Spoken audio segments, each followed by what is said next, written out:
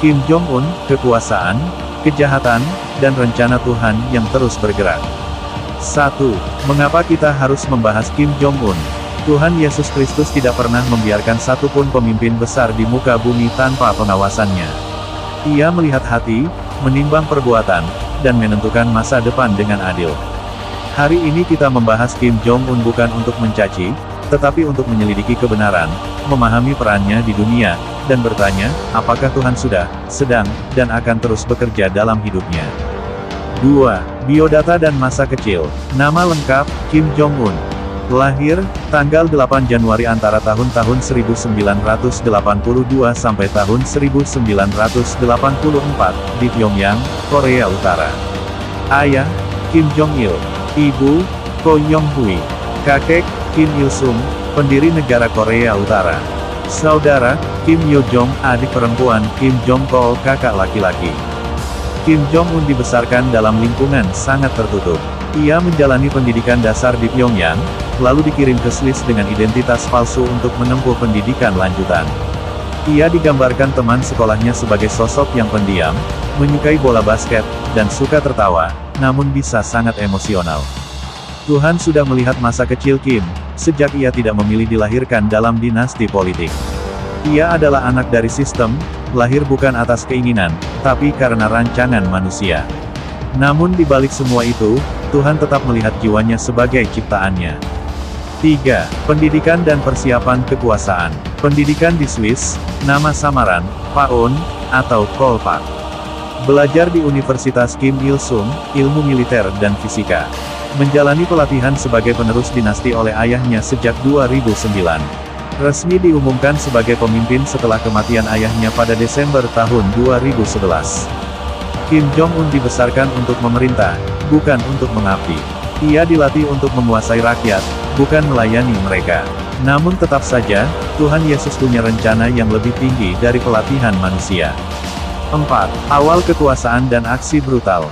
Begitu menjabat, Kim Jong-un langsung mengokohkan kekuasaannya lewat cara-cara yang menakutkan. Eksekusi langsung pamannya, Yang Song-taek, pada 2013, karena dianggap mengkhianati partai. Diduga memerintahkan pembunuhan kakak tirinya, Kim Jong-nam, dengan racun VX di Malaysia, 2017. Menyingkirkan puluhan pejabat militer dan sipil yang dianggap tidak loyal. Menutup akses informasi dari luar negeri, menindas media, dan menyiksa rakyat yang menonton film asing. Ini bukan hanya kekuasaan absolut. Ini adalah teror negara. Namun justru dalam kegelapan seperti inilah, cahaya Kristus bisa bersinar paling terang jika Tuhan berkehendak. 5.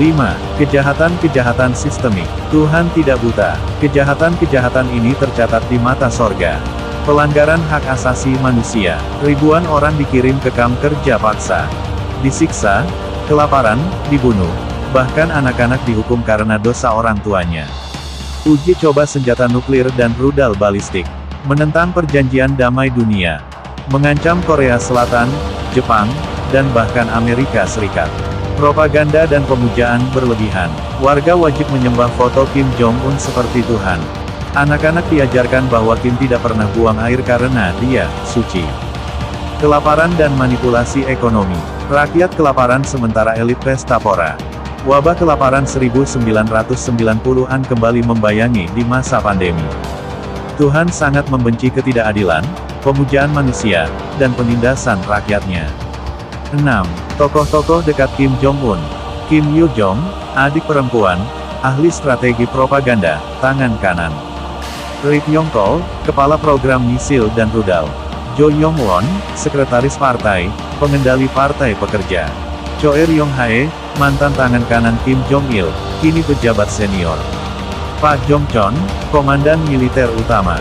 Mereka semua adalah pelindung sistem kekuasaan brutal. Tapi sejarah membuktikan, Firaun pun bisa jatuh. Raja Babel bisa dijatuhkan. Tidak ada yang kekal selain Tuhan. 7. Respons dunia, ketegangan internasional. Kim meluncurkan rudal demi rudal. Dunia resah.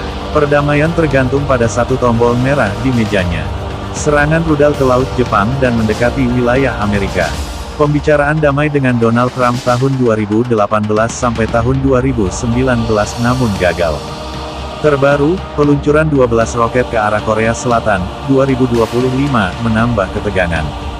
Setelah serangan Trump ke Iran, Korea Utara bersumpah akan pertahankan nuklirnya sekuat tenaga. Namun kita percaya, bukan nuklir yang menentukan akhir zaman, tapi Tuhan. Bukan rudal yang mengatur sejarah, tapi firman-Nya yang kekal. 8. Apakah Tuhan sudah bekerja? Jawabannya, iya, Tuhan Yesus sudah bekerja dalam sejarah Korea Utara, lewat para martir yang dipenggal diam-diam. Lewat radio gelap yang menyebarkan kabar Injil. Lewat mimpi dan penglihatan yang mulai muncul pada beberapa warga Korea Utara. Kim Jong-un tidak bisa menghalangi Tuhan. 9. Apakah Tuhan sedang bekerja? Tuhan sedang berbicara. Lewat kelaparan, lewat pemberontakan kecil di dalam militer, lewat diplomasi yang gagal. Semuanya adalah peringatan Tuhan kepada Kim Jong-un, bertobatlah. Kita percaya, sebagaimana Nebukadnezar bertobat setelah dihinakan, Kim pun bisa tersungkur suatu hari nanti. 10. Apakah Tuhan akan terus bekerja? Firman Tuhan berkata, "Aku akan menghukum yang jahat, tetapi aku panjang sabar dan besar kasih setia." Keluaran 34 ayat 6-7. Kim Jong-un bukan batu yang terlalu keras bagi Tuhan. Jika Tuhan kehendaki, ia akan bertobat. Jika tidak, maka ia akan digulingkan, karena Tuhan tidak pernah membiarkan kekuasaan tanpa batas terus melukai umat manusia. 11. Arahan Tuhan Yesus Kristus. Tuhan Yesus berkata, "Kasihilah musuhmu dan berdoalah bagi mereka yang menganiaya kamu." Matius 5 ayat 44. Pemberitaan Injil harus disampaikan ke seluruh dunia. Markus 13 ayat 10.